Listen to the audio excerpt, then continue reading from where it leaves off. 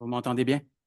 Jonathan Paquin, bonjour. Jonathan Paquin, le directeur du réseau d'analyse stratégique et directeur de l'École supérieure d'études internationales ici à l'Université Laval, à Québec. Avant de vous présenter les panélistes de cette première table de discussion, permettez-moi rapidement de rappeler que Québec est une ville euh, militaire. C'est une ancienne ville de garnison. Qu'il y a dans la grande région de Québec environ 9 000 militaires dans les forces régulières, dans la réserve. Nous avons bien sûr le Royal 22e Régiment, la brigade, la 35e brigade de réservistes, est très importante au Québec et au Canada. Oui, s'il vous plaît, merci. Nous avons aussi des forces navales et Québec a été longtemps, en fait, a été à un certain moment, au cours de la Deuxième Guerre mondiale, l'hôte de grandes conférences qui ont marqué le cours de la Deuxième Guerre mondiale, les deux conférences de Québec, celle de 1943 et celle de 1944. Et au cours de la seconde, les Alliés ont pris la décision, en fait plusieurs décisions, mais l'une d'entre elles a été d'autoriser de manière définitive le débarquement en Normandie qui a eu lieu donc en juin 1944. Donc, Québec a été l'hôte de grands événements au fil de l'histoire.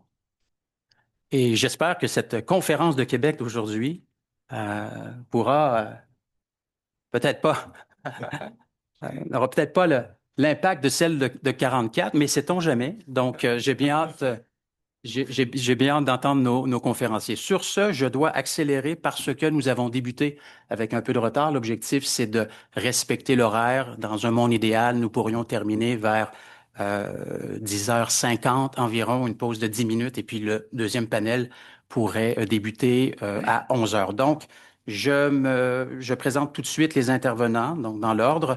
D'abord, Jean Crombois. Bonjour, Jean. Jean est maître de conférences en politique européenne à l'Université américaine en Bulgarie. Sa présentation pour titre Les dilemmes du partage et transfert du fardeau au sein de l'Alliance Atlantique. Sa présentation sera suivie de celle de Anessa Kimball, qui est membre du corps professoral en sciences politiques à l'Université Laval et responsable de la direction du Canadian Defense and Security Network, et de Maxime Filaire, qui est doctorant en sciences politiques à l'Université Laval et chercheur émergent au réseau d'analyse stratégique. Et enfin, Renaud Bellet, j'espère que la prononciation est bonne, qui est conseiller institutionnel du CEO de MBDA. Alors, il faudra peut-être nous expliquer, nous, Québécois, ce que sont ces acronymes, et chercheur associé à l'ANSA, Bretagne, et à l'Université Grenoble-Alpes. Vous aurez chacun 15 minutes pour vos présentations et ce sera suivi d'une courte période d'échange avec les gens en salle et à distance. Sans plus attendre, Jean, la parole est à toi.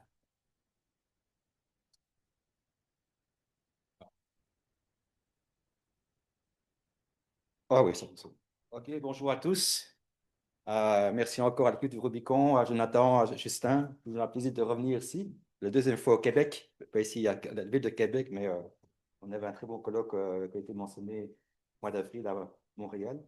Donc oui, l'idée de la présentation, c'est dans une présentation un peu générale, qui suivra un peu les présentations un peu plus spécifiques de mes collègues sur les notions de partage, de transfert et de fardeau, de transfert de fardeau au sein de l'OTAN, en me concentrant sur les petits pays du flot oriental de l'Alliance Atlantique, qui sont la Bulgarie, l'Estonie et la Tchéquie. Et je vais un peu expliquer pourquoi je m'intéresse à ces petits pays en particulier.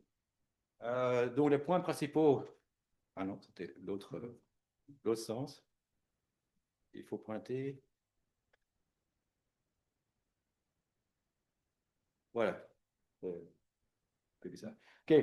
Donc, je vais un peu revenir sur les notions de partage de fardeau et de transfert de fardeau, un peu parler des approches théoriques possibles, ces concepts. C'est il prend l'air de lui. Aussi, parce que je pense que c'est important que cette discussion fait partie d'une plus grande discussion qui essaie de l'avenir de l'Alliance Atlantique. Il y a plusieurs scénarios qui sont entremêlés pour l'instant. Et ce qui s'est passé récemment au Groenland aussi nourrit ces discussions. Et après, je me concentrerai sur les réponses de ces petits pays de front oriental, Tchéquie, Bulgarie et Estonie, notamment au niveau de leur vue sur l'autonomie stratégique et enfin sur leur participation dans les programmes de coopération au niveau défense et industrie à l'échelle de l'Union européenne. Alors très rapidement sur Ah oui, ça vous permet. OK, merci. Voilà. Donc, sur les concepts, ce qui est important, c'est comme vous le savez, avec la seconde administration Trump 2.0, il y a eu un glissement des discussions et des débats au sein de l'Alliance Atlantique, de la notion de partage de fardeau à un nouveau concept de transfert de fardeau. Hein. C'est mentionné dans la stratégie nationale, stratégie de sécurité nationale américaine qui a été publiée récemment, sans en détailler les modalités, mais en tout cas, il est explicitement mentionné que les alliés devraient prendre de plus grandes responsabilités pour leur défense. Et ce sera sans doute confirmé dans la revue de posture globale qui devrait être publiée dans les prochaines semaines, prochains mois, qui sans doute inclura des annonces de retrait de troupes d'Europe pour les redéployer sur d'autres théâtres d'opération. Euh, donc, le partage de fardeau, le concept est assez simple. C'est un peu de rééquilibrer les contributions des différents États membres de l'Alliance Atlantique pour leur défense et pour leur sécurité. C'est pas un débat nouveau au niveau de l'Alliance, c'est un débat assez ancien qui a certainement pris une nouvelle dimension après la première élection de Trump à la présidence. Et maintenant, comme je l'ai dit, il y a un nouveau concept qui s'est installé dans ces discussions, qui est plus un concept de partage, mais un concept de transfert, et qui implique beaucoup plus qu'un simple partage de contributions, mais qui implique la mise en œuvre, la mise en place de capacités militaires au niveau de l'Europe, qui permettra aux Européens d'assumer une responsabilité première pour leur défense. Donc, c'est tout ce qu'au niveau armement, mais aussi au niveau renseignement, au niveau communication, au niveau cyber.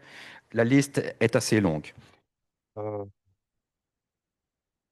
OK.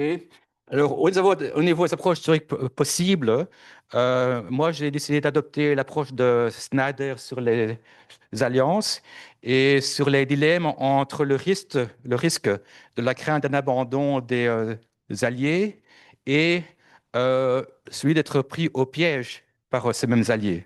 Hein. Donc, l'idée, c'est pour être sûr que mes alliés me supportent, je vais créer une dépendance vis-à-vis d'eux.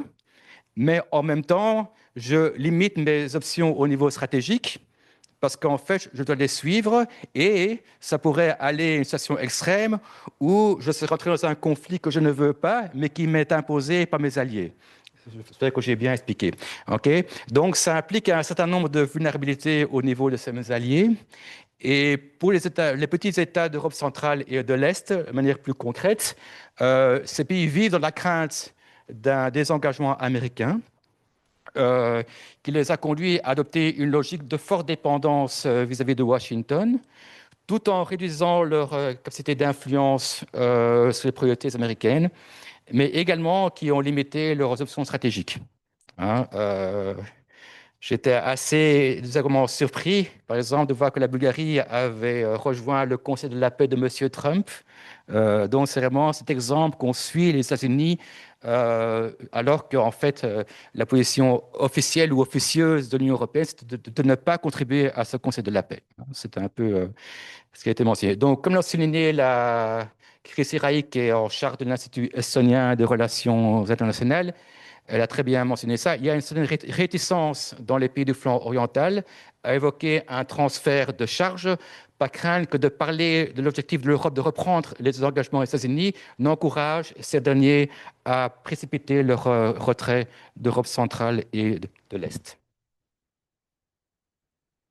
Donc, cela s'inscrit bien sûr dans les 4 scénarios sur l'avenir de l'OTAN. Et là, je fais référence à un article de Camille Grant, qui est l'ancien secrétaire général adjoint de l'Alliance Atlantique, qui avait rédigé un article en 2024, publié dans la revue Commentaires, dans laquelle il aborde quatre hypothèses de scénarios possibles sur l'avenir de l'OTAN à l'aune de Trump 2.0. Donc, premier scénario, c'est une transition organisée vers une OTAN plus européenne, une alliance plus européenne. Second scénario, c'est un retrait américain qui serait un peu plus chaotique et progressif. Troisième scénario, un désengagement stratégique complet des États-Unis. Et quatrième scénario, celui du pire, serait celui d'une dégradation profonde des relations transatlantiques avec un possible antagonisme entre les États-Unis et les pays européens de l'Alliance Atlantique. On fait référence à ce qui s'est passé sur le Groenland, qui était un peu une première idée de ce que le scénario 3 ou 4 pourrait éventuellement consister au niveau de cette dégradation. Pour Camille Grant, à l'époque de sa publication de 2024, il pensait que les scénarios les plus probables étaient les scénarios 1 et 2 et certainement pas les scénarios 3 et 4.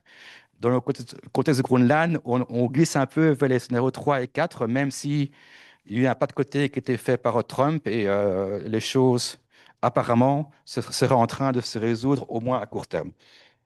Je dois aller vite. Donc, première discussion au niveau de l'autonomie stratégique, concept à la définition fluctuante, comme vous le savez. Mais en tous les cas, en ce qui concerne les pays du flanc oriental, ils ont accueilli ce concept avec à la fois de fortes réserves, comme un pays comme l'Estonie, ou alors une certaine indifférence, comme des pays comme la Tchéquie et comme la Bulgarie. Je crois qu'il est quand même important, et c'est juste pour l'importance de ces pays d'Europe centrale et de l'Est, c'est que trop souvent, et je parle en tant que Belge vivant en Bulgarie, les discussions sur la défense européenne sont souvent vues depuis Bruxelles, depuis Paris, avec des concepts très ambitieux, et les gens ne se doutent pas de la façon dont ces concepts sont reçus et sont discutés dans des réalités tout à fait différentes qui sont les réalités de l'Europe centrale et de l'Europe de l'Est. Hein. C'est un autre monde, c'est tout à fait un autre monde. Okay. Donc, il faut pas, parfois, il y a une espèce de tendance de prendre les choses comme étant sûres et certaines que ces pays vont suivre automatiquement. Non, non. Hein, il y a des réticences, il y a une réserve et aussi une certaine indifférence. Euh, Ces réticences et indifférences portent plus sur les aspects politiques de l'autonomie stratégique que sur les aspects opérationnels. Je vais dire, en fait, un des arguments principaux, c'est de dire que ces pays, en fait, seraient en faveur de ce concept, dans la mesure où ils stimuleraient la production d'armement au niveau européen, les défenses, au niveau budget de défense, dans le but de renforcer le pilier européen de l'Alliance atlantique. Mais certainement pas pour conduire à des politiques autonomes et indépendantes des États-Unis. OK? Au niveau de la coopération européenne en matière de défense et d'armement, ce qui est assez intéressant, c'est qu'il y a quand même une petite dichotomie entre cette réticence politique vis-à-vis de l'autonomie stratégique et le certain dynamisme dont font preuve ces petits pays d'Europe centrale et de l'Est dans la coopération industrielle et dans les programmes d'armement au niveau de l'Union européenne. Ces pays ont augmenté de manière assez spectaculaire leur budget de défense, de sécurité, l'Estonie en premier lieu, mais les autres pays ont aussi de manière un peu plus modeste. Là, je vois, en fait, c'est les différents projets PESCO, hein, cette coopération permanente structurée, Permanent European Structure, oui, qui était au sein de l'Union européenne, qui consiste à stimuler les pays européens à avoir des projets communs en matière de défense et de sécurité. Et en fait, comme on peut voir, l'Estonie, petit pays, est en fait une nation leader dans plus de 7 projets, ce qui quand même, comparé à la taille du pays, est quand même assez spectaculaire. Et elle est assez dynamique dans d'autres projets. Tout la Tchéquie, aussi la Bulgarie, aussi, mais c'est quand même un certain dynamisme qui est là présent. Quand je mentionne pays, ce ne sont pas des pays au niveau de politique nationale, ce sont des sociétés, des compagnies, des sociétés de ces pays-là, mais qui sont dans le cas estonien et qui sont fortement encouragées par les autorités nationales. Hein. Donc, il y a vraiment une symbiose au niveau estonien entre les entreprises de défense et les autorités publiques. Cette symbiose est beaucoup moins visible dans le cas tchèque et dans le cas bulgare, mais je n'ai pas le temps d'en parler ici. Hop, je vais... Ça marche plus. Voilà. Donc, c'est dans l'autre sens. OK. Alors, au niveau d'achat d'armement, en fait, ce qu'il faut se rendre compte, c'est l'impact négatif que la guerre en Ukraine a eu sur les projets PESCO. En fait, depuis la guerre en Ukraine, les projets PESCO, beaucoup ont été abandonnés. Il y a le projet Eurodrone, par exemple. La France s'est retirée, l'Allemagne s'est retirée. Il y a eu moins de projets qui ont été rentrés après 2022. En manière d'acquisition d'armement, il y a eu une progression d'achat d'armes de pays en dehors de l'Union européenne par rapport aux pays de l'Union européenne. Au niveau des pays d'Europe centrale et de l'Est, encore un peu de temps, Jonathan? Oui, OK. Au niveau d'Europe centrale et de l'Est, 3 facteurs contribuent à cette tendance. Un, c'est le renforcement de leur coopération bilatérale avec les États-Unis, les accords bilatéraux qui ont été signés, qui ont été renouvelés, qui ont été renforcés entre ces pays, les États-Unis, qui ont aussi inclus des financements pour l'achat d'armement. Il y a aussi une raison pragmatique, qui est la plus grande disponibilité d'équipements qui sont proposés par les partenaires extra-européens. Et enfin, il y a la volonté de ces pays de négocier des accords compensatoires qui sont parfois plus faciles à négocier des pays tiers que des pays au sein de l'Union européenne. Et ces pays, en fait, utilisent l'article 346 du traité de fonctionnement de l'Union européenne, qui est en fait un article qui date du traité de Rome de 1957, qui en fait autorise les États membres à ne pas divulguer des informations sur leurs achats en matière de sécurité et de défense pour des raisons de sécurité nationale. Donc, voilà. Donc, ça, je vais... Hop, hop. En conclusion, là, je vais finir. Donc, on a en fait une certaine convergence de stratégie entre ces trois pays qui privilégie pour l'instant une logique de partage de fardeau sur une logique de transfert de fardeau assez clairement au niveau de ces trois pays. Ces trois pays aussi cherchent à rassurer le principal allié, les États-Unis, de leur loyauté et leur engagement. Et ça, à mon avis, ça va se renforcer. Et le grand danger pour l'instant, c'est que l'Ouest va se diviser entre un Ouest trumpien et un Ouest Union européenne.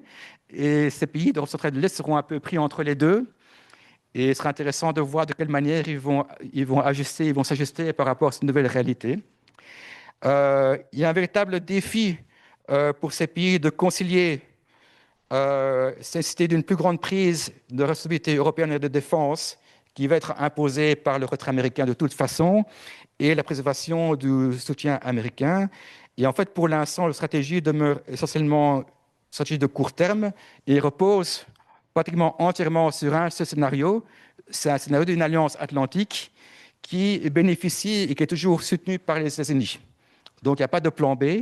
Il n'y a pas d'autre scénario qui est envisagé pour l'instant au niveau de ces pays-là. Merci pour votre attention.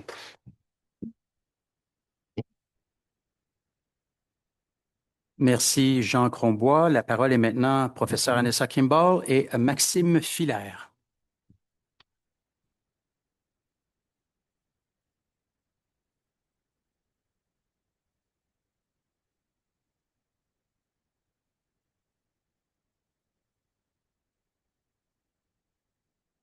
Oui, c'est un peu... Non, c'est à droite et à gauche.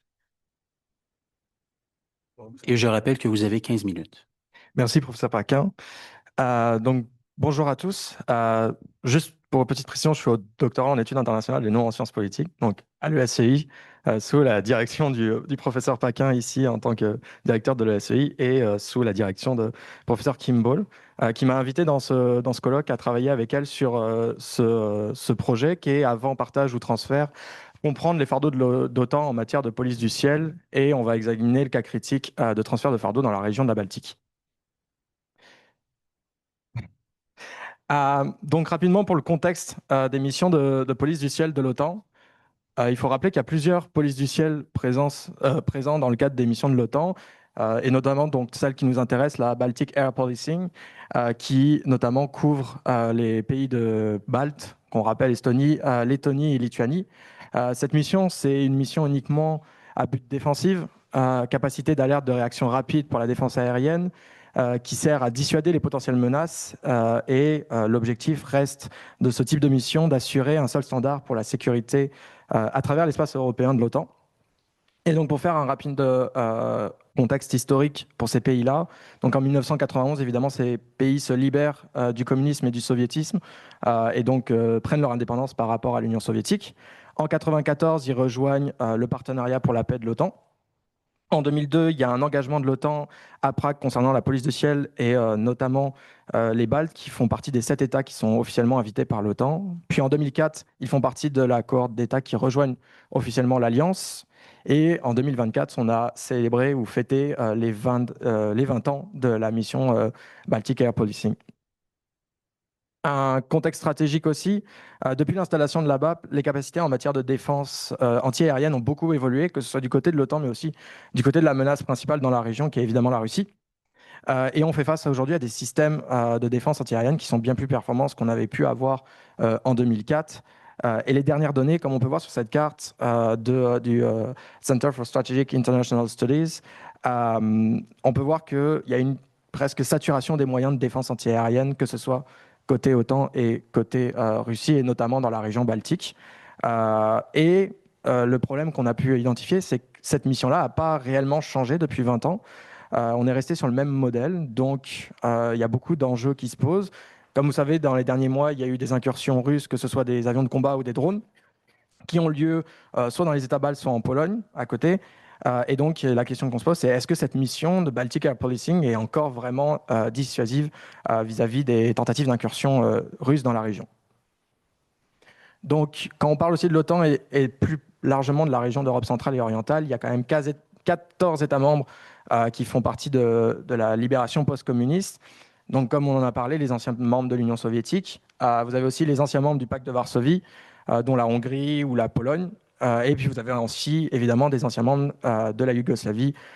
Et le dernier qui a intégré l'OTAN avant la guerre en Ukraine, c'était évidemment la Macédoine du Nord en 2020. Donc, oh, c'est tactile. OK. Ouais. Donc, pour ce qui est du fardeau, quand on parle justement de partage de fardeau, il y a deux sujets notamment, et dans le cadre des missions de Air Policing, il y a deux sujets qu'on ne prend pas en compte, c'est qu'on parle peu ou pas des différences monétaires entre les États. Comme vous voyez, il y a un nombre assez important et conséquent d'États qui ont des monnaies très différentes, et ça peut avoir un impact sur les décisions de ces États-là à s'engager plus ou moins dans des missions, notamment quand il s'agit de chercher du financement pour ces missions. Et c'est ce qu'on a pu voir justement dans les travaux que le professeur Kimball avancera après tout à l'heure. Il y a un autre problème aussi qui est plus technique et logistique, c'est que, comme vous pouvez voir avec le graphique en dessous, vous avez une multiplication des moyens d'aviation qui sont utilisés dans les cadres des missions de police du ciel. Et c'est des avions de combat qui ne sont pas des mêmes générations, qui ne sont pas des mêmes fabricants. Et vous avez même aussi, pendant un moment, vous avez eu des avions de combat qui étaient de fabrication soviétique et qui se retrouvaient face, donc, potentiellement à même type d'avion. Ce qui complique évidemment ce qu'on appelle l'interopérabilité, que ce soit en logistique, maintenance, communication, etc. Donc cette étude sur la Baltic Air Policing, c'est un très bon cas d'analyse pour mieux comprendre les enjeux du partage de fardeau et du transfert de fardeau au sein de l'OTAN dans ses propres missions. Pour ce qui est de notre étude, les données récoltées sont sur 20 ans, donc de 2004 à 2024, avec jusqu'au premier quart même de 2025. Et ça concerne à peu près 17 alliés. Donc le nombre total de jours est consacré par chaque partenaire. On a pu collecter quel partenaire a participé combien de temps. Celui qui en a le plus participé, c'est l'Allemagne avec 1554 jours. Et le pays qui a le moins participé, c'est le Canada pour 122 jours, ce qui illustre aussi beaucoup de choses dont on discute ici au Canada, qui est la question de la crédibilité du gouvernement canadien au sein de l'OTAN parmi ses alliés.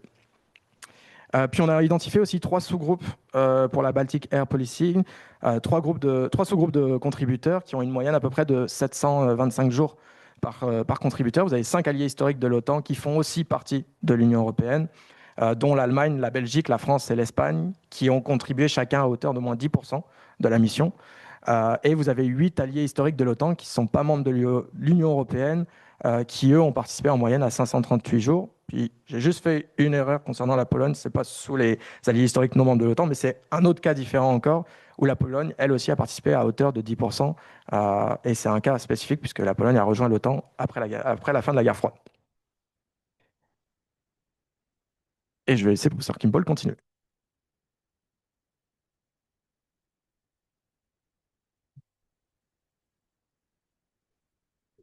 C'est celui, c'est le droit. L'autre droit. OK, le doigt, l'autre doigt. OK. Oui, c'est ça. Alors, comme c'est un projet que moi, j'ai commencé depuis quelques années, là, c'est sûr que les approches probablement le plus courant là, pour expliquer le partage de fardeau ou le transfert, c'est ce qu'on appelle Rational Institutional Design. Donc, comprend un peu comment les États vont faire face aux problèmes stratégiques par le dévi de comment ils vont collaborer ensemble. Tandis que plus ou moins dans la littérature, les arguments qui dominent, c'est celui qui sont tirés de l'action collective.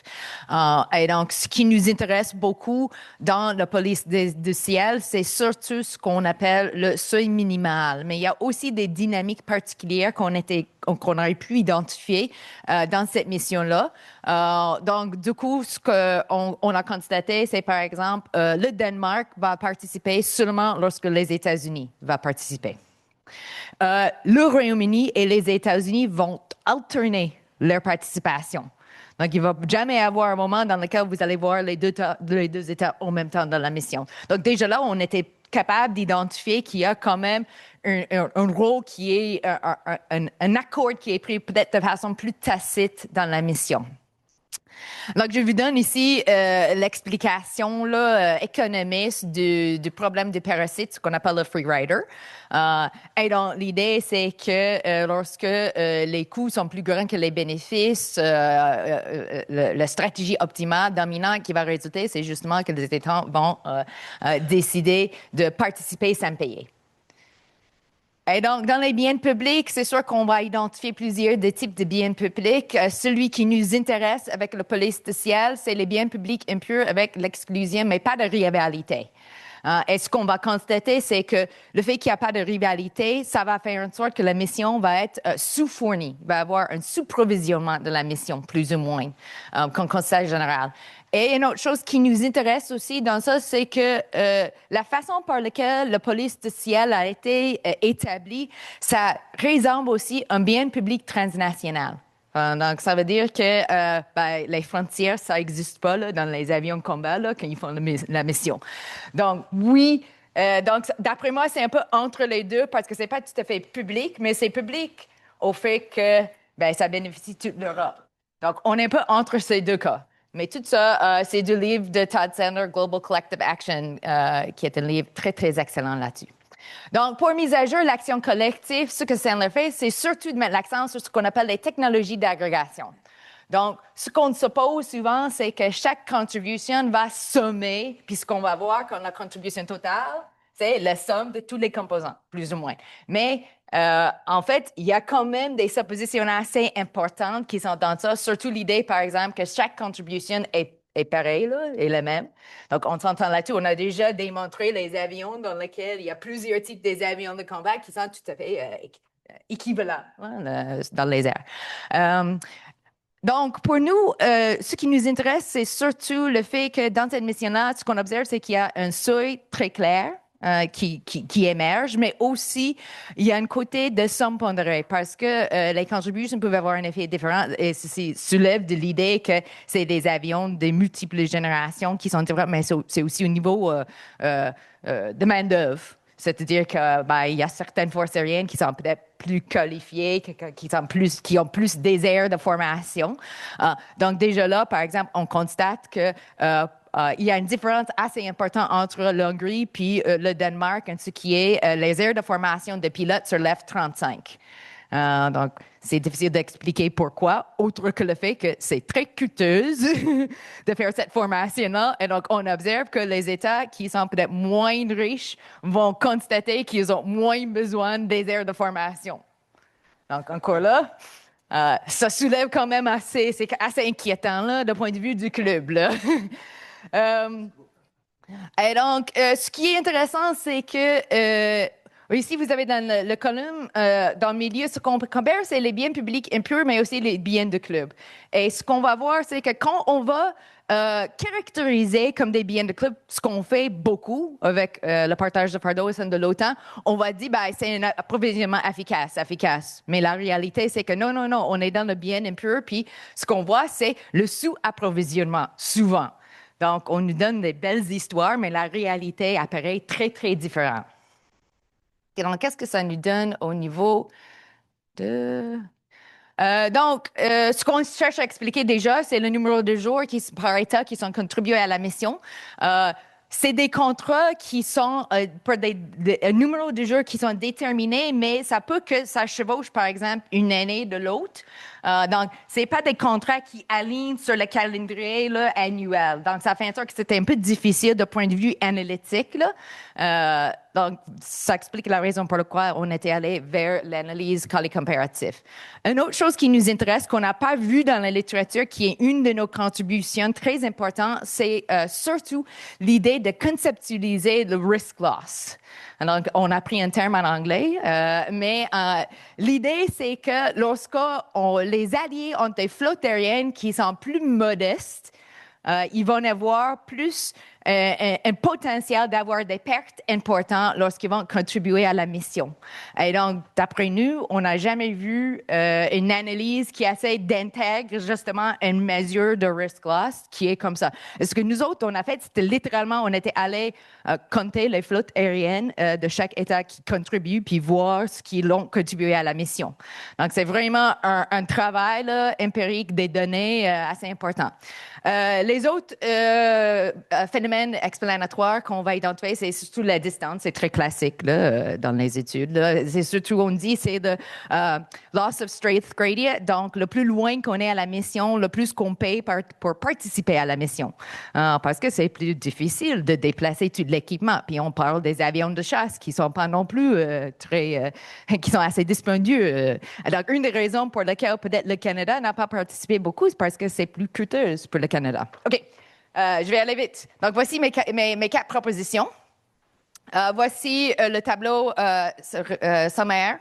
Ce qui nous intéresse, c'est surtout l'idée que pour les États post-communistes, on voit qu'il y a une relation positive entre l'aversion aux pertes et leur participation. Donc, c'est l'inverse, c'est-à-dire qu'on pense que l'aversion risk loss va avoir un effet négatif, et c'est vrai que pour les autres 2 groupes, là, mais pour ces États-là, c'est l'inverse. Donc, vous avez ici le modèle QCA dans lequel on identifie nos variables qui sont le plus importantes. Donc, on a le variable dépendant qui est les jours, la distance et l'aversion aux pertes. Et donc, ce que vous allez voir plus ou moins, c'est qu'on était capable de mettre d'identifier les chemins causales, comme on dit, combinatorial paths, pour plus que c'était à peu près 87% de nos cas. Et donc là, c'est des chiffres, les gens qui ne connaissent pas, mais ça, c'est ce qui est intéressant. Ici, on met tous les états dans les chemins combinatoriales. Et donc, vous avez, en fait, nous expliquons tous les cas et on est capable aussi de prévoir, par exemple, la ligne dans laquelle qui va entrer, par exemple, la Suède, qui a contribué à l'année prochaine, qui a contribué en 2025. Et donc, voilà, est-ce qu'on... C'est ici qu'on transfère? OK. En 1 minute. Je vais y aller en 1 minute. Donc, pour la discussion des résultats, on a 3 résultats principaux. Qu'on considère que l'accès à l'euro, avec le fait que le fait que ce soit des alliés historiques de l'OTAN et de l'Union européenne, contribue davantage. Les alliés historiques de l'OTAN, mais qui ne sont pas membres de l'Union européenne, contribuent aussi à davantage. Et ce qu'on a constaté, c'est que les alliés post-communistes de l'Union européenne et de l'OTAN s'associent en fait entre eux pour faire face aux risques élevés de pertes. Et ils s'associent aussi avec les États moins éloignés afin de contribuer davantage ensemble. Donc ça, c'est une autre discussion des résultats, comme on en a pu parler tout à l'heure, des partenaires qui participaient le plus et qu'on avait divisé. Puis les 8 chemins, en fait, permettent d'expliquer la contribution de 95% des cas. Donc, conclusion, recommandation très très vite. C'est une mission qui manque de moyens, sachant qu'on a aussi créé l'European Century depuis peu pour mobiliser des moyens pour combler les lacunes. L'annexion de la Crimée, au final, dans ce qu'on a constaté, c'est qu'il y avait une augmentation temporaire de partenaires, mais pas forcément de moyens militaires. Et ce fut très bref, d'ailleurs, dans le renforcement. Mais on a constaté que, par contre, l'Espagne avait contribué bien plus après 2014. Et aussi, certains pays ont transféré en fait, leurs ressources vers les présences multinationales de l'OTAN, dans l'idée, comme ce que peut faire le Canada en Lettonie. Et on a identifié une relation particulière entre les États-Unis et le Royaume-Uni, puisque en fait, chacun semblerait se répartir la charge. On n'a jamais les deux en même temps, donc on se demande est-ce qu'il y a eu un accord tacite non public entre Américains et Britanniques. C'était une des questions qu'on s'est posées. La preuve, du coup, ce cas est une preuve du transfert des alliés historiques de l'OTAN vers les alliés communiste. Donc c'est un peu une illustration de ce qui peut se passer dans différents sujets. Donc la décision de transférer est influencée par la sensibilité au risque de perte, mais aussi par l'éloignement par rapport à la région. Et voilà, et on a constaté que ça pourrait être aussi très très intéressant de développer le même d'analyse sur les autres missions de police du ciel, mais aussi dans d'autres missions, que ce soit les missions maritimes ou terrestres, même si sur les missions terrestres, c'est plus compliqué parce que les données sont moins évidentes que ce qu'on peut avoir dans les missions du ciel. Et donc, merci pour votre attention. Ça a été sous le soutien du CRSH qui a accordé des fonds au RCDS, au CDSN. Et on remercie aussi le professeur Pernica, donc à l'université de Masaryk en République tchèque, qui nous a aidé à la récolte initiale des données sur la mission. Merci beaucoup. Merci, professeur Kimball et Maxime Filaire. Maxime, qui était en sciences politiques à la maîtrise, mais qui est maintenant à l'école au doctorat. J'ai été convaincu. Voilà. Très bien. Maintenant, la parole est à Renaud Bellet. Vous avez aussi 15 minutes. La parole est à vous.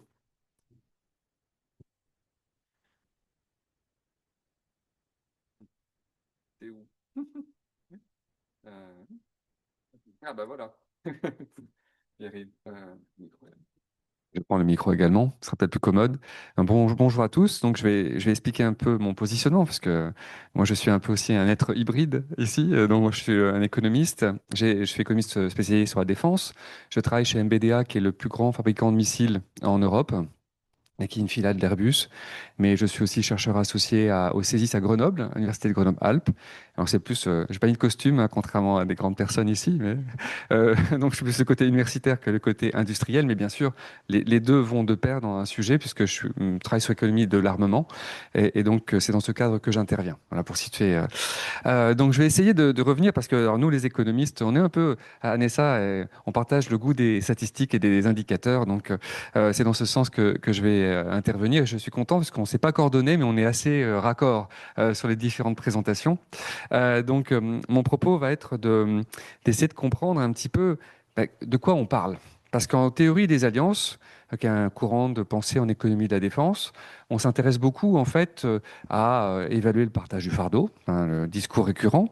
Mais en fait, on ne se pose pas toujours la question de ce qu'on veut faire d'une alliance parce qu'un indicateur n'a de sens que par rapport à une performance que l'on peut obtenir. Et donc ici, en fait, quantifier les choses, c'est bien, mais qu'est-ce qu'on quantifie et à quelle signification on peut associer cela? Et en fait, c'est un débat qui est souvent occulté par cette complainte américaine sur le partage du fardeau qui est paradoxal parce que ce discours s'est renforcé. Et là, j'ai quelques données de l'OTAN qui permettent de l'illustrer. En fait, les Américains se plaignent beaucoup avec Trump du partage du fardeau, mais ils dépensent de moins en moins pour la défense. Donc, en fait, un fardeau devient insupportable s'il est de plus en plus grand, et non pas simplement parce qu'il y a un besoin de partager. Et ça suppose beaucoup de sous-entendus, en fait, par rapport à ça. Alors, il est vrai que on peut voir ici, hein, en termes de part du PIB, qu'on a un petit souci, c'est que, bien sûr, les Américains dépensent beaucoup, dans l'absolu, mais aussi en part relative de leur richesse nationale. Mais on voit quand même qu'il y a aussi des États qui ne jouent pas le jeu. Si on prend l'Espagne, par exemple, le seul pays qui s'est officiellement opposé aux objectifs de l'AE, ça pose question. Ce qu'on voit aussi, c'est que les alliés ne sont pas fiables au sens où ils prennent des engagements qui ne tiennent pas nécessairement. On a parlé des objectifs de l'AE, donc au sommet de l'AE de l'Alliance, on a fixé à 2035 de monter les dépenses militaires à 3,5% du PIB et avec 1,5% en plus, sur lequel je reviendrai. Mais en fait, cela fait écho à un engagement d'atteindre 2%. Qui a été atteint que très récemment par l'ensemble des États membres, qui avait été pris en 2014, juste après l'invasion de la Crimée par la Russie. Donc on voit ici qu'il y a un problème de crédibilité de l'engagement dans les alliances, qu'on voit très bien. Hein. Aussi, on a un effet de rattrapage, une accélération avec l'invasion de l'Ukraine, qui est indéniable. Alors de quoi parle-t-on? En fait, quel est le partage du fardeau? En fait, Donald Trump parlait de cotisation à l'OTAN. Alors, c'est un peu bizarre parce que déjà, moi, je trouve qu'il vaut mieux parler de l'Alliance Atlantique que de l'OTAN, puisque l'OTAN, c'est une organisation qui est le reflet d'une alliance. Et en fait, l'alliance, que l'on évalue en termes de performance, ce n'est pas l'organisation. Je reviendrai dessus. C'est un débat qui n'est pas nouveau. en fait, depuis le général Eisenhower, il y a un débat très fort qui a été amplifié en fait par des baisses de dépenses militaires en fait américaines. Hein, le moment clé peut-être c'est 1974, l'amendement Jackson-Noon qui imposait en fait aux Européens de soutenir l'effort américain, mais à la sortie en fait de la guerre du Vietnam. Et en fait, on voit que c'est un peu un paradoxe. Hein, c'est pas parce qu'il y a une plus grande menace, c'est parce qu'il y a moins de ressources et qu'on cherche à faire supporter par d'autres dans l'alliance les besoins. Alors en fait. Ici, il y a un effet des dividendes de la paix hein, que l'on peut voir sur ce graphique. Hein. On a eu un énorme déficit de dépenses militaires pendant des années.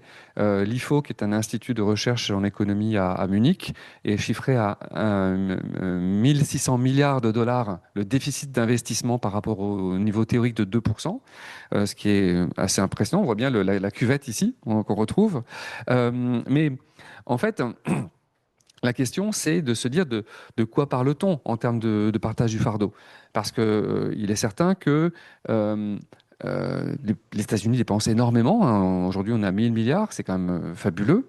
Mais en termes de partage du fardeau, en fait, quels sont les différents agrégats?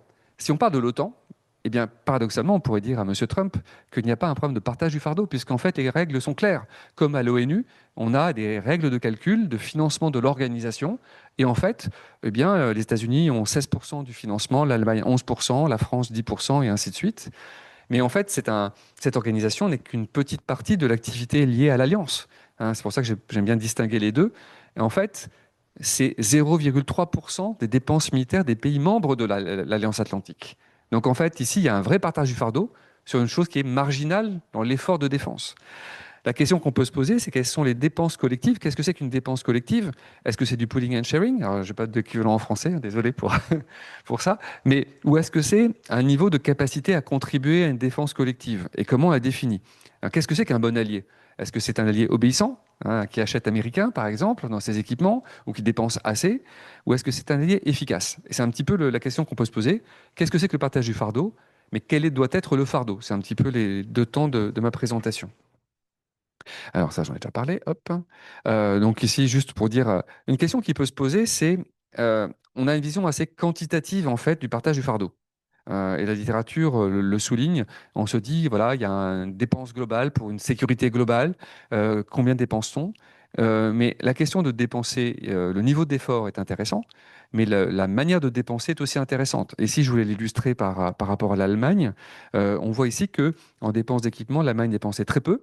Hein, il faut garder en tête, par exemple, par rapport à la France, que l'Allemagne a un PIB à peu près 50% supérieur à la France. Et on voit aussi qu'elle dépensait beaucoup moins, les 2 tiers de ce que dépensait la France pendant très longtemps. Mais on voit un effet d'accélération. Mais est-ce que dépenser vite beaucoup est un vrai critère d'efficacité? Si on prend un indicateur d'input, on va se dire, ah, c'est super, l'Allemagne rattrape en fait les autres. Mais en fait, la question qu'on doit se poser, c'est l'output. Quel est le résultat que l'on va obtenir? C'est ça la vraie performance. Qu'on doit, en fait, on ne dépense pas pour dépenser, on dépense pour obtenir un résultat. Et donc ici, cette logique, elle n'est pas prédominante en fait dans la littérature en économie. Si on prend l'approche fondatrice de Olson et Zeckhauser, en fait, on ne parle que de fédéralisme fiscal. Comment peut-on partager un fardeau? Alors je pense qu'au Canada, ça parle, le fédéralisme fiscal, ou dans d'autres pays.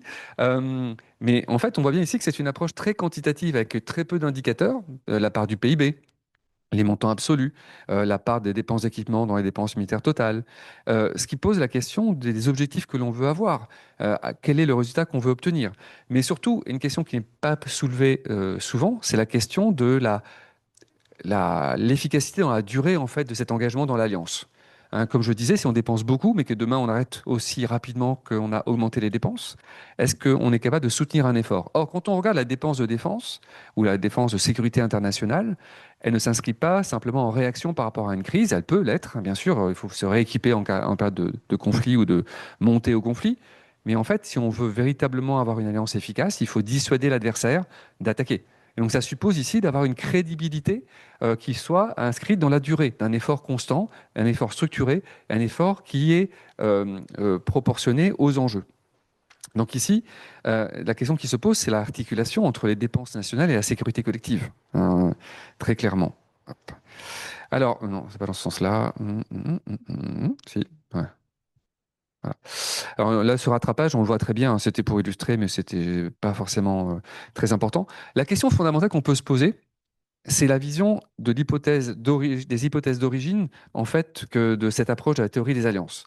Si vous regardez les travaux de Hartley et Sandler, notamment leur article dans Journal of Economic Literature de 2001, en fait, on se rend compte que la théorie des alliances repose sur un fédéralisme fiscal qui est très contraignant. Les hypothèses reprises ici montrent qu'en fait, on produit un bien unique, avec une certaine homogénéité en fait, de la contribution des pays à cet objectif.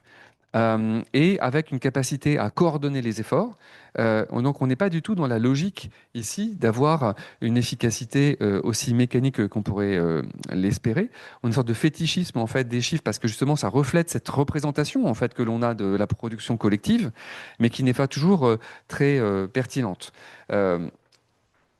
Ce qu'on voit ici, et on peut avoir des missions qui sont clairement, hein, la mission de police de l'air, par exemple, peut être clairement bien définie dans cette dimension-là, mais on se rend compte qu'il faut aller au-delà, parce que non seulement on a des idées qui sont hétérogènes, comme dans l'Union européenne, hein, c'est compliqué de penser la défense européenne quand on est la Bulgarie, contrairement à l'Allemagne, parce qu'on n'a pas les mêmes ressources, même pas les mêmes objectifs, et aussi, on a on n'a pas d'homogénéité de la fonction militaire. Il y a des tags critiques par rapport à des compétences qui sont nécessaires. Si on pense l'effort du point de vue américain, comme les Américains peuvent tous se payer à une échelle qui est largement au-dessus du seuil d'efficacité militaire, eh bien, ils veulent partager le fardeau. Mais imaginez un petit pays d'Europe où il y a 10 000 soldats, hein, par rapport aux pratiquement 2 millions aux États-Unis, et un budget qui est peut-être de 1 ou 2 milliards d'euros comparé à un budget de 850 milliards du côté américain, on ne peut pas avoir une vision complètement cohérente. Donc ici, ça ne marche pas. Et ensuite, parce que le temps passe. Donc on voit ici que l'effort collectif sur le partage des coûts communs, bah, ça peut marcher facilement. Mais en fait, la question, c'est de se dire comment je contribue en fait au résultat collectif plutôt que quels sont les moyens que je mets pour ce résultat. Et finalement, c'est ce que dit l'article 3 de la Charte de l'Atlantique Nord, qui fonde l'Alliance Atlantique. L'idée ici, c'est pas simplement de payer une cotisation. C'est bien de réorganiser. Et en fait, on peut se dire, Anessa l'a mentionné, on a des technologies d'agrégation de la fourniture publique, Cornell Sandler et d'autres ont beaucoup travaillé là-dessus. Et en fait, on se rend compte ici qu'on n'a pas forcément cette vision mécanique, un petit peu la somme, la sommation. En fait, c'est vraiment l'idée d'unicité de la production. Hein, donc on va donner une contribution pour une production collective. C'est vrai dans certains domaines, mais c'est pas vrai dans tous les domaines, et c'est pas forcément efficace de manière homothétique. Là, ce qu'on voit souvent, en fait, c'est que on va avoir des alliances où le moins 10 ans va l'emporter, le maillon faible.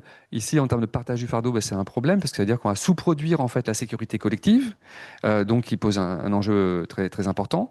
Et en fait, ce qu'on voit, c'est la critique américaine, c'est que c'est le meilleur tir, best shot, qui est souvent vu comme, ben, on est les plus gros, on fait le plus d'efforts, donc c'est nous qui déterminons la production de sécurité collective. Mais en fait, peut-être que la meilleure représentation que l'on pourrait avoir, c'est la somme pondérée, parce qu'en fait, elle reflète aussi l'hétérogénéité de la production de la défense. C'est pas un bien unique et homogène, c'est un bien composite qui s'appuie sur différents types de ressources. Et donc, en fait, peut-être qu'il faut repenser ces indicateurs par rapport à une spécialisation aussi interne en fait à l'alliance, plutôt qu'une vision simplement homothétique, comme je l'ai déjà dit précédemment. Alors, c'est renforcé aussi. Je vois, il me reste 3 minutes, donc je vais aller plus vite. Donc, le débat souvent est le débat sur le passager clandestin. Hein, en gros, il y a des coucous dans le nid. C'est les Européens et les Canadiens. Un gros coucou canadien. C'est la couleur qui peut. Mais en fait, on se rend compte que la défense pose aussi un défi, c'est la production jointe. Hein, dès le début de la réflexion sur les alliances, Von Hypersel de Streetou avait mentionné le fait qu'en fait, on ne dépend pas que pour l'alliance, on dépense pour d'autres actions. Hein, quand les Américains disent qu'ils contribuent à la défense européenne, la défense européenne est une part de leurs dépenses, mais elle contribue aussi à une vision plus globale que la simple défense de l'Europe. Et il y a des actions qui sont conduites complètement en dehors de la sécurité européenne, qui est le cadre de l'Alliance. Hein, tout ce qui se fait en Asie n'est pas forcément directement lié à la sécurité européenne. Donc on voit ici que c'est le cas pour d'autres pays. On peut penser à la Grèce. Bon élève en termes de statistiques, eh bien, la Grèce dépense beaucoup d'argent, non pas parce qu'elle va se battre contre les Russes ou les Chinois, mais contre les Turcs, qui sont eux-mêmes dans l'Alliance. Donc, on voit ici qu'il y a une vision compliquée. Donc, il faut revenir peut-être, et je vais aller rapidement, sur de nouveaux critères d'appréciation qui sont des critères de performance plutôt que des critères d'effort. Ici, La question, c'est est-ce qu'on peut développer une efficacité collective? Alors, je mentionnais les îlots de coopération de Thomas Walacek, qui reflètent un peu ce que Maxime disait tout à l'heure sur les coopérations entre différents pays. Peut-être qu'il y a des efficacités qui existent à des niveaux sous-régionaux qui sont à prendre en compte. La question qu'on peut se poser, c'est comment assurer la déployabilité, parce qu'en fait, avoir des troupes inefficaces et des matériels qui ne sont pas utilisables, ça sert à rien. Hein. Donc ici, la question, c'est il y a eu des indicateurs qui avaient été développés par l'Agence européenne de défense, mais qui ont été abandonnés par la demande des États. On se demande pourquoi. Mais ici, la vraie question, c'est pas la vision purement factuelle. Hein, je vous rappelle que quand on a envahi l'Irak pour libérer le Koweït, on disait que c'était la 5e armée au monde qui s'est effondrée comme un château de cartes. Donc ça prouve bien que c'est pas si pertinent ces indicateurs. Donc quels sont les indicateurs de déployabilité? Et la question, in fine, c'est quels sont les indicateurs de crédibilité? Puisqu'en fait, l'objectif, c'est pas de faire la guerre nécessairement, c'est de prévenir la guerre, ou en tout cas d'être capable de contrer l'adversaire pour le contraindre à renoncer à ses plans. Et donc ici, la crédibilité, c'est de trouver des indicateurs d'efficacité. On peut le voir par exemple dans le maintien en condition opérationnelle, sur la compatibilité des moyens, hein, qui est un élément important de l'OTAN. Et pour finir très rapidement, il y a un problème aussi de dissuasion qui se pose sur la résilience, et donc il renvoie bien sûr à des questions de théorie des jeux, dans le sens où si la guerre devait avoir lieu, il faut pouvoir résister et contenir l'adversaire et le surmonter, mais ça suppose aussi d'aller au-delà de la vision traditionnelle de la défense, à savoir des moyens militaires, parce qu'en fait, il faut avoir des moyens qui sont des moyens, entre guillemets, civils, des moyens à la fois d'infrastructure, de résilience par rapport à le soutien des opérations en cours. Et donc, ça renvoie au 1,5% supplémentaire demandé à l'AE. Hein, à comment utiliser ces 1,5%? Est-ce qu'il faut faire un pont entre la Sicile et l'Italie ou pas, par exemple, pour les Italiens? Mais aussi la question de la mobilisation des ressources civiles, mais aussi, par exemple, l'industrie de défense est en soi un critère de dissuasion. Parce que si on a une industrie qui est capable de répondre face à une attrition des moyens, eh bien, on sait qu'on peut devenir dans la durée. Et c'est le cas aussi pour d'autres moyens. Donc on voit ici que repenser les critères est un élément important pour avoir une vraie capacité à comprendre les enjeux. Je vous remercie.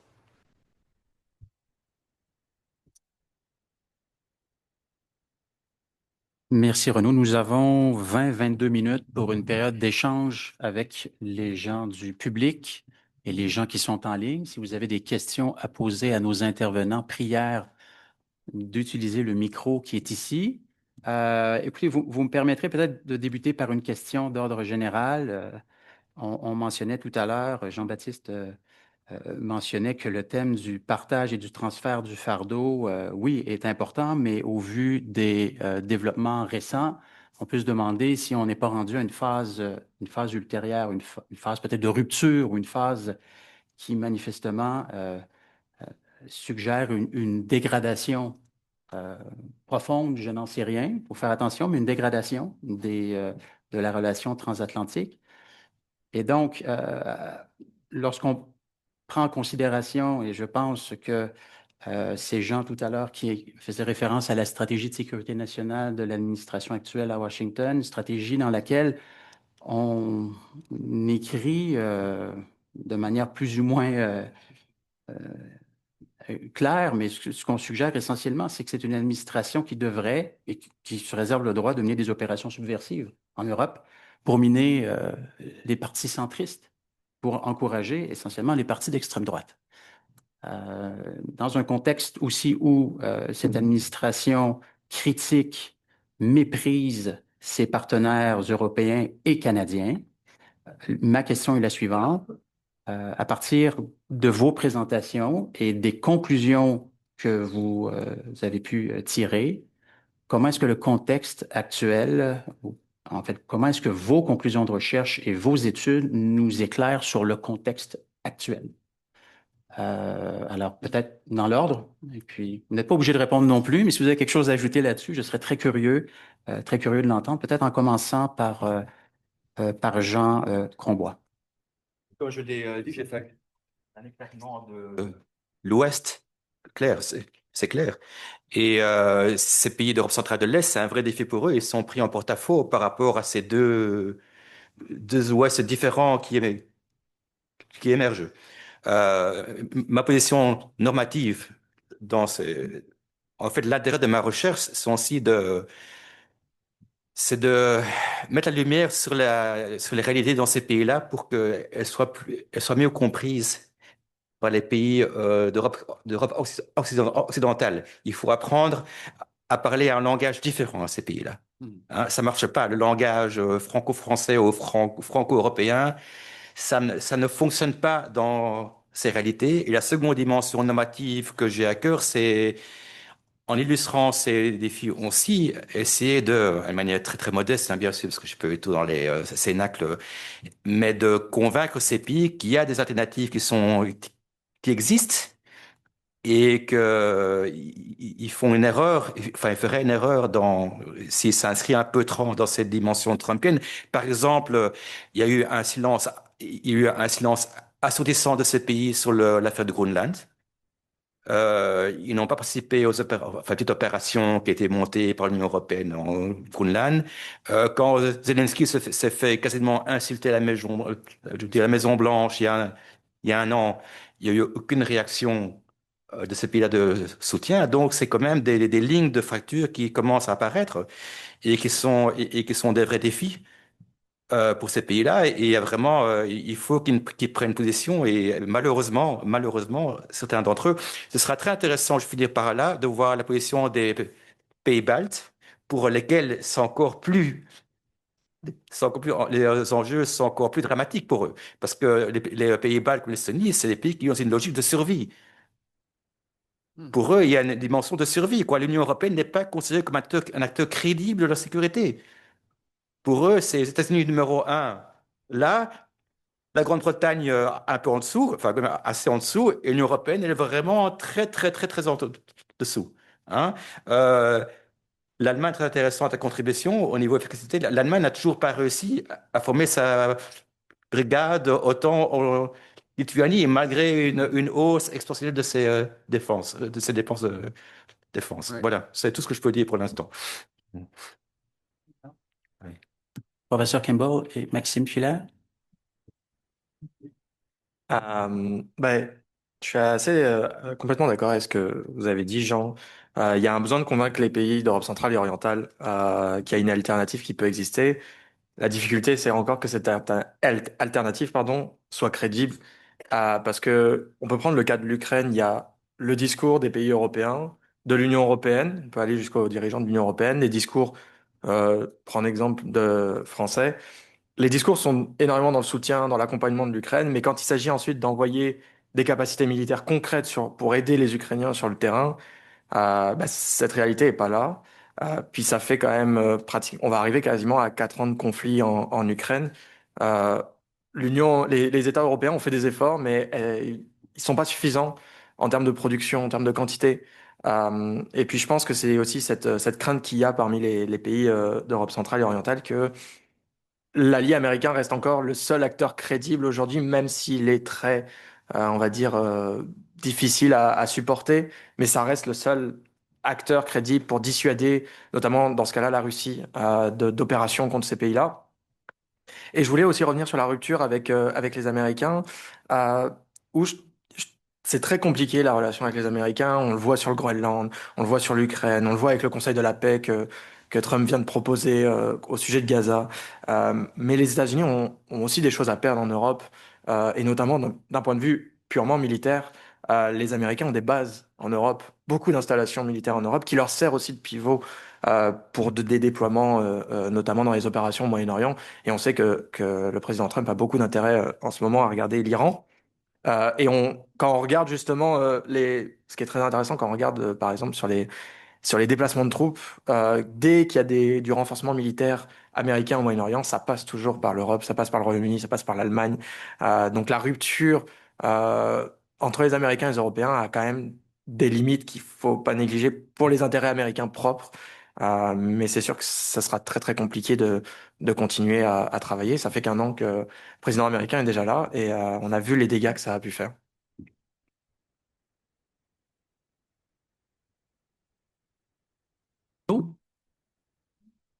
On y va? Ouais, donc moi je pense qu'il faut il y a une dramatisation avec Donald Trump des relations, hein, ça c'est classique, mais pour tout, enfin je dirais c'est pas, ça change pas de ce qui se passe en politique intérieure américaine. Euh, mais il y a une incompréhension parfois aussi parce qu'ils ont l'impression qu'ils payent pour la sécurité européenne, ce qui est parfois vrai pour certains petits pays qui sont dans une forme plutôt de protectorat que d'alliance. En fait. Et c'est logique. Moi, je serais un Estonien face à la Russie, qui est un pays qui est 30 fois plus peuplé que moi. Je suis juste une zone de passage, donc j'ai besoin d'être protégé. Mais on sort de la logique de l'alliance, en fait. Donc ici, mais si on revient à la théorie des alliances, en fait, les Américains ont du mal à intégrer l'Alliance Atlantique. C'est pas très bien représenté au sein du Pentagone, hein, très clairement. On voit souvent que ça coûte de l'argent, mais en fait il faut prendre en compte que les États-Unis ont une vision globale. Et donc, en fait, ils ont besoin d'être dans une sécurité européenne. À la guerre, ne serait-ce que pour contingenter l'action de Vladimir Poutine dans la région. Et comme tu l'as dit, Maxime, en fait, c'est aussi un point d'appui. Les bases américaines, c'est pas juste faire plaisir aux Européens, c'est pas une protection des Européens, c'est des zones de projection, des moyens qui permettent de comprendre ce qui se passe. Avant très longtemps, la Turquie était un allié très proche des Américains parce qu'ils avaient des radars qui surveillaient tout ce qui se passait dans l'espace aérien en Russie. En cas d'attaque, c'était très important. Donc en fait, on est en une forme de base avancée et le fardeau de l'Europe pour les Américains, en fait, il est difficile à évaluer. Il y a des études de CSIS qui ont essayé de le faire. C'est pas si important que ça, c'est l'ordre de 15-20% du budget global des US. Mais dans une vision globale de la stratégie américaine, c'est proportionné. Ils dépensent deux fois plus pour l'Asie-Pacifique. Donc quelque part, c'est pas si coûteux. Et je dirais même, il faut voir la relation inversée. Si les Européens dépensaient encore moins pour la défense, ils seraient obligés de dépenser beaucoup plus. Donc quelque part, on pourrait pratiquement dire que les Européens subventionnent l'effort global des États-Unis en limitant leurs besoins d'investissement pour la sécurité européenne. Et le Canada. Merci. Y a-t-il des questions? Oui.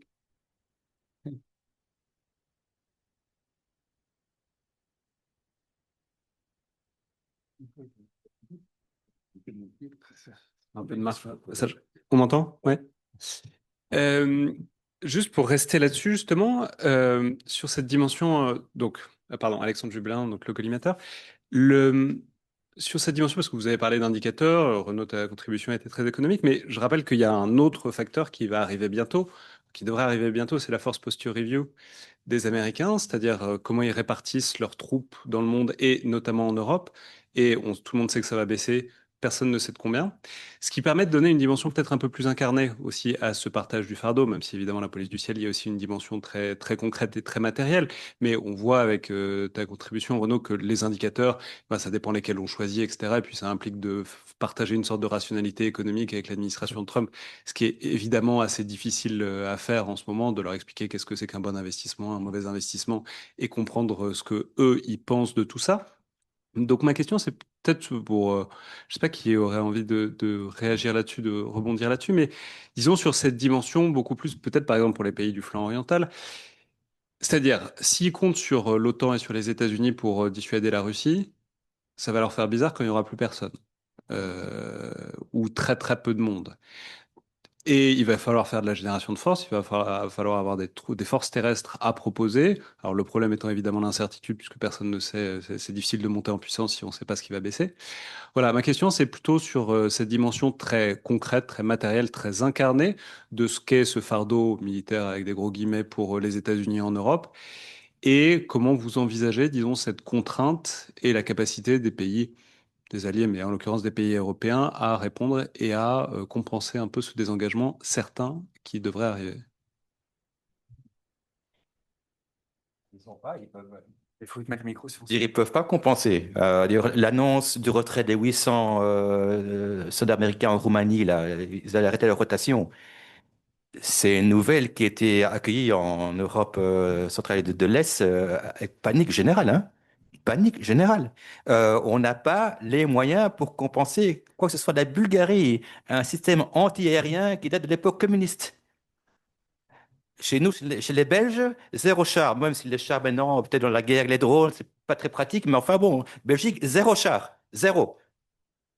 c'est des dimensions. On ne se rend pas compte de retard qui est accumulé durant les années 80, 90, 2000. Ça, c'est un désert complet, quoi, hein. On est vraiment, on part du dessous de dessous. Moi, ce qui m'intéresse, je peux poser une question ou bien je dois peut-être. OK. Je vois mais oui. Si d'autres Mais participants je souhaitent répondre directement à la question. On est en état de compenser. En fait, je ne crois pas qu'il y a des. Je ne crois pas qu'on est en état. Objectivement, je ne crois pas qu'il y a de quoi compenser. Quelqu'un d'autre sur cette question? Ben, moi, j'ajouterais qu'une des défis avec le désengagement, le trait tranquille des Américaines sur le continent européen, c'est surtout au niveau de leur capacité qui font de ce qu'on dit force enabling.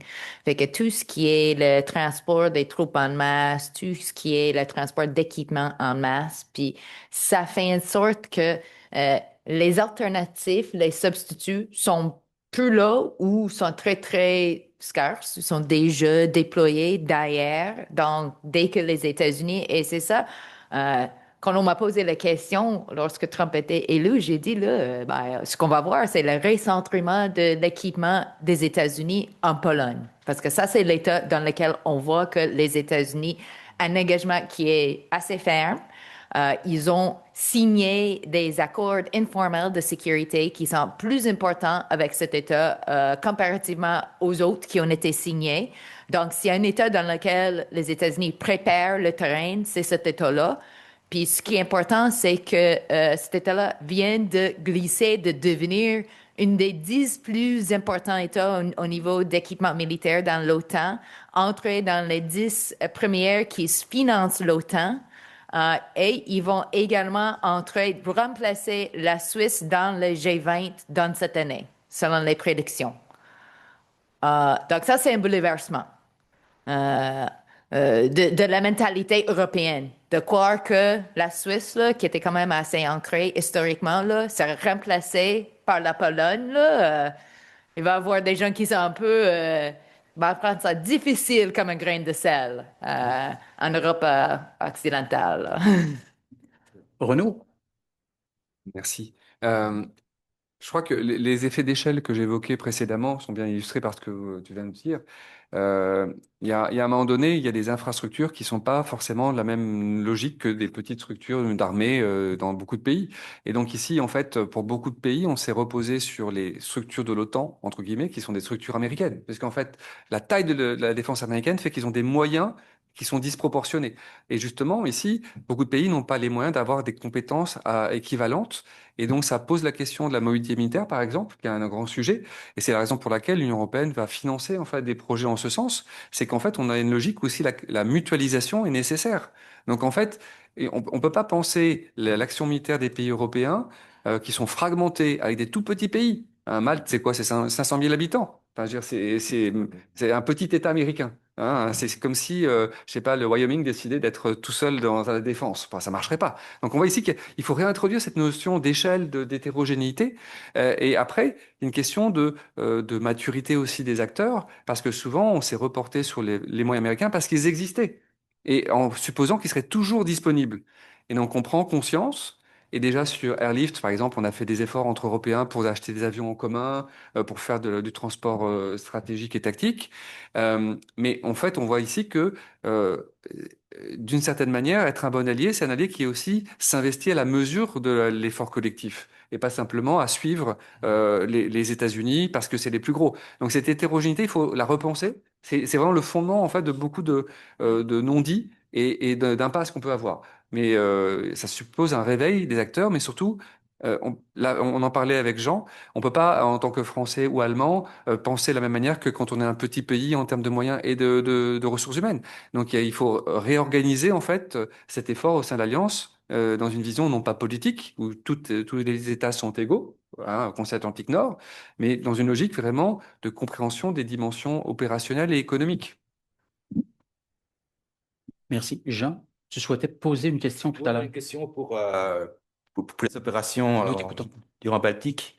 Euh, j'ai pas très, j'ai intéressé aux facteurs politiques. Par exemple, il y a un pays comme la Belgique, je crois que j'ai mentionné, je crois qu'ils ont un avion. Enfin, c'est vraiment des participations qui sont minimales, marginales, mais qui sont politiquement significatives. hein, qui sont pas là pour contribuer, parce que bon, c'est très bien, c'est pas ça qui va faire une différence massive, mais bon, il faut être là. Par exemple, les Belges ont envoyé un officier dans l'opération Groenland. Voilà, c'était une espèce de, c'est des messages politiques. C'est-à-dire, et je me demandais si vous intégrez ces dimensions politiques dans votre recherche, ou c'est plus. Ben oui, c'est sûr que ce qu'on a constaté, ben, de façon générale, là, on n'a pas dit dans la présentation, mais le police du ciel, c'est à peu près une douzaine, une seizaine des avions de combat. Donc déjà là, ça démontre, là, lorsque c'est deux, trois, là, c'est assez symbolique. Et donc, ça explique la raison pour laquelle European Sentry a été lancé, parce que c'est clair qu'une douzaine des avions est insuffisant pour cette région-là. Juste pour donner une comparaison, là, les pays nordiques, là, ils ont fait une version de NORAD Light dans la région, puis là, eux autres, ils ont décidé qu'ils ont besoin d'une flotte de 250 F-35. Alors, encore là, ça explique les priorités, mais c'est sûr que cette question-là de volonté politique, on essaie aussi de capturer ça, surtout dans le côté économique, monétaire. Donc, dans le travail, on parle beaucoup du fait que les États qui n'ont pas l'euro, parce que cette mission-là passe en euro. Donc, les États qui n'ont pas l'euro, ils vont avoir des disturbances qui sont en lien avec leur monnaie nationale. Donc, ce qui nous intéressait surtout dans la flanque Est, c'est que tous ces États-là, là, c'est juste la Bulgarie qui vient d'avoir l'euro. Mais les autres n'ont pas. Donc, eux autres, la décision passe par le fait qu'il dit, de temps en temps, là, ce qu'on observe, c'est que les chutes économiques vont produire une retraite des troupes de la mission, puis ils vont se fier vers les États de l'euro en plus. Mais ce que moi, je constate probablement la Suède va entrer, puis va entrer. Ça serait très intéressant à voir la Suède, sa participation, parce que c'est un État qui est hautement motivé. On a le temps pour une dernière question. Oui, je suis Justin Massy. Je poserai cette question. Je prendrai le privilège, d'abord pour m'excuser, pas juste d'être en retard ce matin à cause de la neige, mais du titre de ce panel, donc, que j'avais en tête, bien sûr, en anglais quand je l'ai proposé, Sharing to Burden Shifting. En français, c'est du partage au transfert. Je sais que ça se traduit moins bien, ces concepts, mais comme vous l'avez super bien expliqué, toutes et tous, aujourd'hui, ce matin, ça prend fondamentalement une volonté politique à la base pour expliquer cette variation, ce changement du partage vers le transfert. Et fondamentalement, ça prend une volonté politique d'opérer militairement sans les États-Unis. Alors, je crois qu'on peut être d'accord là-dessus. Ma question, elle est, quel est ce noyau de pays, à votre avis, qui partage cette volonté? Et donc, quelle est la probabilité de succès de passer du partage au transfert de fardeau? Pas tous en même temps, s'il vous plaît. C'est assez simple. Les pays d'Europe de l'Est et du Centre, il y a pas d'alternative. C'est inimaginable, inimaginable. Il n'y a pas la crédibilité des pays européens, comme on a été suggéré en matière de défense, elle est nulle.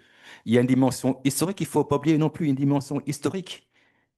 Ces pays ont été lâchés, je veux dire, à maintes reprises. C'est pas une fois qu'on les a lâchés, on les a lâchés au moins 3 fois au XXe siècle. Donc, il ne faut pas se faire d'illusions à ce niveau-là. Je crois que pour l'instant, c'est inimaginable. Ce serait un scénario catastrophe. Et franchement, c'est le saut dans l'inconnu le plus total pour ces pays-là. Donc, à mon avis, à mon avis, ces pays-là vont être utilisés par les États-Unis pour contrer ces velléités de défense européenne indépendante. Ce seront les chevaux de Troie idéaux pour saper toute dimension politique, hein, d'indépendance vis-à-vis des États-Unis, surtout dans le contexte d'un Trump qui n'est pas très, apparemment, ouvert aux critiques et aux objections. D'accord. Mais s'il y a volonté ailleurs, d'où viendrait cette volonté? Ou d'où vient cette volonté? Moi, d'après moi, ce que je vois avec ce qu'on moi j'ai vu dans les données sur la police du ciel, la CAIR a été constituée de l'Allemagne, un peu de la Belgique, un peu de la France, la Pologne qui est devenue de plus en plus importante tout au long de la mission, mais aussi l'Espagne. Donc, une des choses qu'on a vues très clairement, c'est le transfert vers l'Espagne du fardeau. Puis les États comme le Danemark qui participaient moins, mais qui ont participé dans le flanc Est et maintenant en brigade. Donc, ce que ça me donne, c'est que faut examiner la totalité des opérations qui sont menées pour comprendre le partage de fardeau militaire. Parce que oui, on a dit le mot militaire, on n'a pas dit le mot dépense, là. Donc, ça, c'est une autre chose. Donc, distinguer entre le fardeau militaire opérationnel avec ce qu'on dit le fardeau là, économique de l'Alliance. Donc, ça, c'est deux autres choses, là. Et encore là, cette mission-là, c'est un exemple du transfert de fardeau qui est déjà là, qui est déjà observable.